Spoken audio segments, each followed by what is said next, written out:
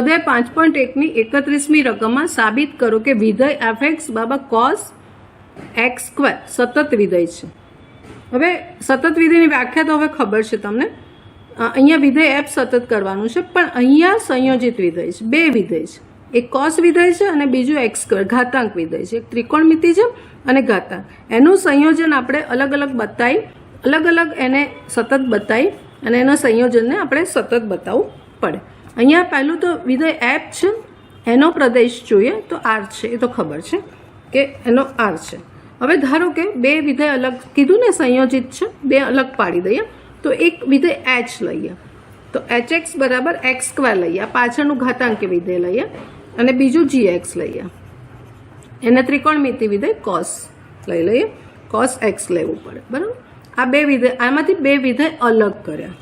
હવે અલગ કર્યા તો એનું જે સંયોજન મળશે આપણને GOH એ મળશે, કારણ કે એની એક જે ડેફિનેશન છે એ પ્રમાણે એનું સંયોજન લખીશું।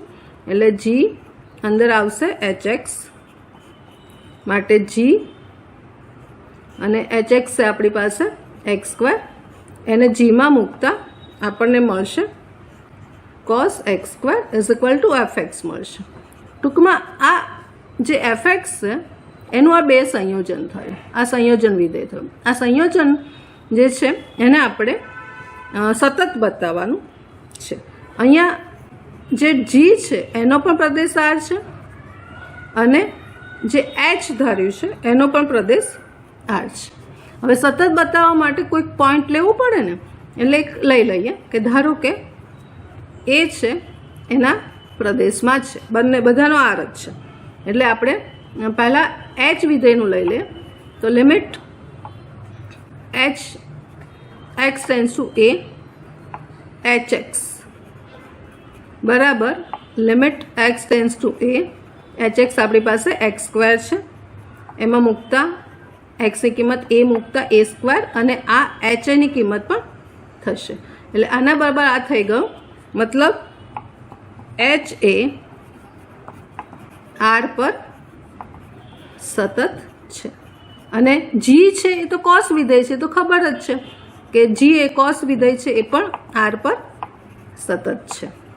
એટલે બંનેને અલગ અલગ પાડ્યા આપણે, અને બંનેને અલગ અલગ સતત છે એવું સાબિત કર્યું, માટે જેનું સંયોજન છે GOH x બરાબર cos x સ્ક્વેર એ પણ r પર એના પ્રદેશ પર સતત છે।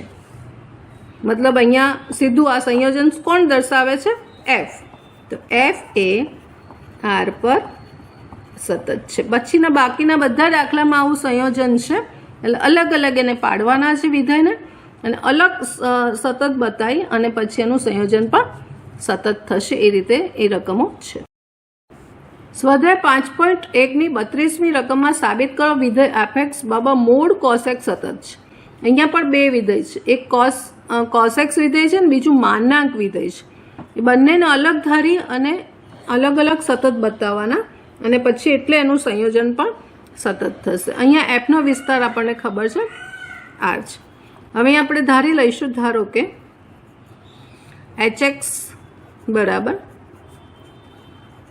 cos x છે, અને એનો આપણને જે hનો જે પ્રદેશ છે r છે, અને અહીંયા આપણે લખી જ કાઢીએ h એ r પર સતત છે, બરાબર। એ cos વિધેય ખબર છે કે સતત છે, આને એક નંબર આપીએ। હવે h તો બતી ગયો, cos વિધેય સતત છે। હવે બીજું જે ધારીશું એ gx ધારીએ, gx બરાબર માનાંકમાં x। હવે આને આપણે બતાવવાનું છે, અને એનો પ્રદેશ પણ r છે, આને આપણે સતત બતાવી દઈએ, અને hને હવે એનું સંયોજન શું થશે એ પહેલાં લખી કાઢીએ, ભલે અહીંયા લખી કાઢું। આ h અને gનું સંયોજન કઈ રીતે લખવાનું? તો GOH x બરાબર GHX, HX બરાબર આપણી પાસે cos x છે, અને એને gના સૂત્રમાં મૂકીશું તો આપણને મળશે mode cos x is equal to fx થશે।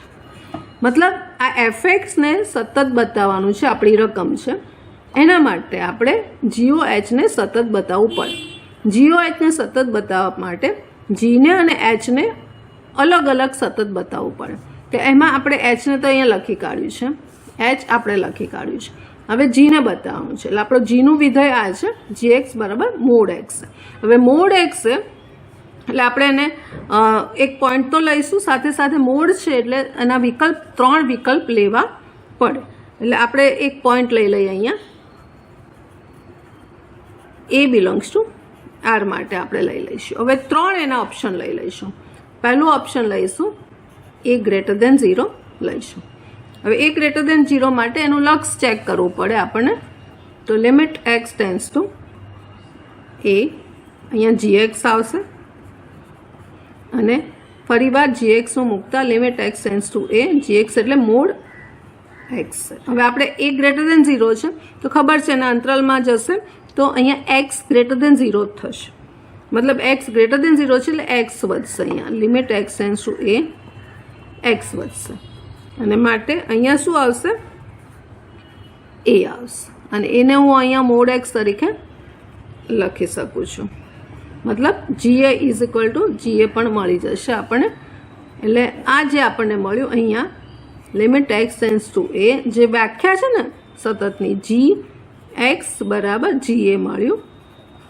માટે GA એક્સ ગ્રેટર દેન 0 આગળ ઓપ્શન લેવાના છે, સતત છે. હવે બીજો ઓપ્શન લઈ લઈએ અહીંયા. તો બીજા ઓપ્શનમાં એ બરાબર 0 લઈએ. તો એ બરાબર 0 માટે 3 લેવું પડશે ને, 0 છે એટલે જમણી બાજુ, ડાબી બાજુ અને તે બિંદુ આપણને આવશે 0. G0 બરાબર મોડ 0 બરાબર 0 આવશે. તે બિંદુ આગળ તો આવી ગયું. પછી એમાં આપણે લઈ લઈએ એક્સ ટેન્સ ટુ લેવું પડશે, ભલે એ બરાબર 0 છે, એક્સ ટેન્સ ટુ 0 જમણી બાજુ બરાબર 0.0 છે GX. તો અહીંયા GX શું મૂકશું, limit x tends to 0 plus અહીંયા આપણું સૂત્ર છે GX મોડ એક્સ છે અને અહીંયા એક્સ ગ્રેટર દેન 0 જ થશે. માટે આનો આન્સર શું આવશે, આપણી પાસે જે એક્સ એનો આન્સર જે આવશે એક્સ આવશે અને 0 મૂકીશું તો 0 જ આવશે. અને એવી રીતે બીજામાં ડાબી બાજુ લઈશું GX તો શું આવશે, માઇનસ એક્સ આવશે. પણ આપણે તો 0 મૂકવાનું છે એટલે 0 આવશે. મતલબ અહીંયા પણ GA એક્સ બરાબર 0 અથવા તો એ બરાબર અહીંયા એ બરાબર 0 આગળ સતત થશે. હવે ત્રીજો ઓપ્શનમાં એ લેસ દેન 0, સેમ વસ્તુ અહીંયા પણ આપણી પાસે લિમિટ એક્સ ટેન્સ ટુ એ fx, limit x tends two એ મોડ એક્સ. અહીંયા શું વધશે, માઇનસ અહીંયા એક્સની કિંમત એ મૂકીશું, મોડ એ આવશે, લેસ ધેન છે એટલે જવાબ શું આવશે, માઇનસ એ આવશે, પણ એને આપણે મોડમાં લખી કાઢીશું ઇઝ ઇક્વલ ટુ GH. એટલે અહીંયા પણ G છે એ લેસ દેન 0 આગળ સતત થશે. જ્યારે પણ તમે માનાંક વિધેય હોય છે ત્યારે આવા 3 ઓપ્શન તમારે લખવું પડશે અને માટે GX એ R પર સતત છે 3 માટે. આને આપણે 2 નંબર માટે 1 અને 2 પરથી આખું જે છે આપણું GOHX બરાબર માનાંકમાં cos x એ R પર સતત થઈ ગયું, સંયોજન સતત થયું અને એ સંયોજન છે કોણ છે, F છે. માટે F એ R પર સતત છે. એટલે આ ખાસ ધ્યાન રાખજો. અહીંયા એ ઇક્વલ ટુ જ્યારે 0 લો છો ત્યારે તમારું વિધેય એક્સમાં જ, એટલે 0 પોઈન્ટ આગળ આપણે જઈશું. અહીંયા ગ્રેટર દેન 0 અને લેસ દેન 0માં એ આગળ લક્ષ જોઈશું. અહીંયા 0 આગળ લક્ષ જોયું હતું આપણે, એટલે ખાસ સમજજો.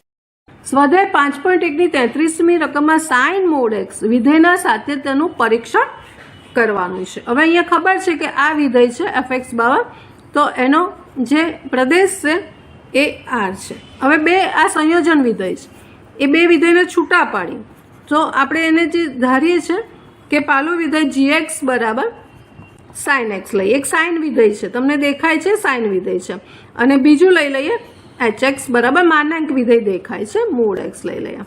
હવે આ જે છે આનું સંયોજન કરીશું તો આપણને સંયોજન મળશે જીવો hx બરાબર g. આ જે સંયોજન વિધેયની વ્યાખ્યા છે એ પ્રમાણે લખીશું. g અહીંયા આવશે મૂળ x અને એને આપણે જીના વિધેયમાં મૂકીશું તો આપણને મળશે સાઇન મૂળ x is equal to fx થશે. માટે fને આપણે fનું સાતત્ય ચર્ચવું છે, ચકાસવું છે. મતલબ આ સંયોજન વિધેયનું ચકાસવાનું, એટલે કે જીનું અલગ hનું અલગ. હવે જી છે આપણી પાસે ખબર જ છે કે જી સાઇન એક્સ છે, માટે gx એ એનો પ્રદેશ છે r પર સતત છે જ. gx છે એ સતત છે અને માનાંક વિધેય છે hx બરાબર માનાંક વિધેય એ આગળ આપણે જોયું છે કે માનાંક વિધેયમાં કોઈ બિંદુ એ એના પ્રદેશમાં લેવાનું, 3 ઓપ્શન લેવાના, એ ગ્રેટર દેન 0, એ ઇક્વલ 0 અને એ લેસ દેન 0. એ ત્રણેય માટે એને બતાવવાનું. એટલે ગ્રેટર દેન હશે એટલે પ્લસ એક્સ આવશે, લેસ દેન હશે તો માઇનસ એક્સ આવશે, પણ એને પછી માઇનસને માનાંકમાં મૂકશું એટલે ત્રણેય વિકલ્પમાં એ સતત છે. ઇન શોર્ટ કે માનાંક વિધેય એ પણ એ એના પ્રદેશમાં એટલે કે r પર સતત છે. માનાંક વિધેય પણ સતત છે, સાઇન વિધેય પણ આ બરાબર સાઇન વિધેય છે એ પણ સતત છે. માટે જીઓ hx બરાબર સાઇન મૂળ x એ r પર સતત થશે. એનું સંયોજન પણ સતત થશે અને એનું આ સંયોજન એટલે f છે. માટે fx એ r પર સતત છે. સાતત્ય ચકાસવાનું છે તો શું આવશે કે સતત છે. સ્વાધ્યાય 5.1ની 34મી રકમમાં fx બરાબર mode x minus mode x plus 1 દ્વારા વ્યાખ્યાયિત વિધેય જ્યાં અસતત હોય તેવા તમામ બિંદુઓ શોધો. હવે અહીંયા જે વિધેય છે એનો પ્રદેશ r છે, સંયોજિત વિધેય છે, તો બંનેને અલગ કરી દઈશું. કે ધારો કે આપણે ધારી લઈશું gx બરાબર મોડ x અને hx બરાબર લઈ લઈશું x પ્લસ 1. આ રીતે આપણે લઈશું. આખું મોડ પણ છે અને x પ્લસ 1 છે, એ રીતે બંનેને આપણે ધારી લઈશું. હવે એનું સંયોજન તો જીઓ hx બરાબર સંયોજન પ્રમાણેની પહેલા ચેપ્ટર પ્રમાણે hx જી hx બરાબર મૂકશું x પ્લસ 1 અને આપણને મળશે અહીંયા x પ્લસ 1.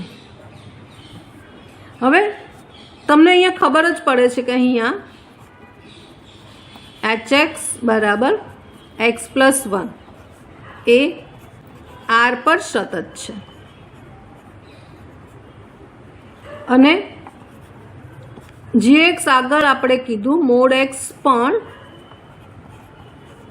r પર સતત છે. ફરીવાર જ્યારે આ માનાંક વિધેય છે 3 ઓપ્શન પોઈન્ટ લેવાનું, એ પોઈન્ટ લેવાનું અને એ ગ્રેટર દેન 0, એ લેસ દેન 0, એ ઇક્વલ 0 માટે ત્રણેય માટે વિકલ્પ માટે એનું લક્ષ્ય અને એ બિંદુ આગળ મૂલ્ય સરખું છે બતાવી અને આપણે લખવું પડે કે આ માનાંક વિધેય પણ r પર સતત છે. એટલે માનાંક r પર સતત છે અને માટે આપણો જે fx છે એ આવી રીતે મળશે fx બરાબર gx માઇનસ જીઓ hx. આ રીતે છે એટલે મોડ x અને માઇનસ મોડ x પ્લસ 1 અલગ અલગ આપણે સતત બતાવી દીધું, બરાબર. જી બતાવ્યું, h બતાવ્યું. જી અને h બંને r પર સતત છે માટે અહીંયા પણ જીઓ h પણ r પર સતત થઈ જશે અને માટે એનું સંયોજન જે કર્યું આપણને f મળ્યું, f પણ એ r પર સતત છે. માટે અહીંયા જે જવાબ માંગ્યો હતો ને f એ કોઈ બિંદુએ અસતત નથી.